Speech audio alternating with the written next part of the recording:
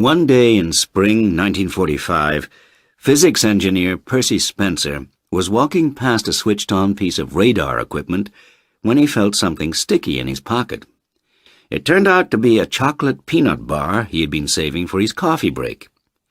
Intrigued, he set out to discover why it had suddenly melted. The equipment concerned was a magnetron tube, the heart of a radar set. Radar had been invented by the British in World War II to detect enemy aircraft at night using short waves or microwaves.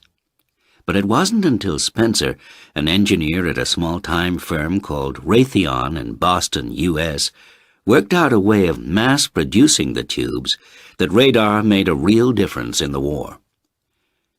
The day after the chocolate incident, Spencer sent a boy out to buy some popcorn. He placed the kernels near the magnetron tube. They immediately started popping round the lab.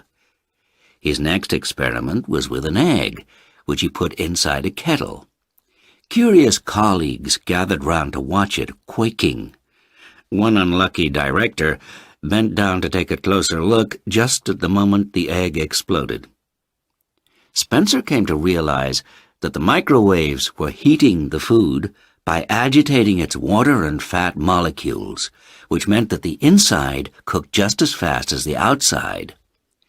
Raytheon engineers soon refined the idea. The first microwave, 5 foot 6 inches tall and weighing 750 pounds, was installed in a Boston restaurant for testing in 1946. The first commercial microwave hit the market the following year. It was named Radar Range, following a competition among Raytheon employees. Spencer and his colleagues confidently expected a cooking revolution.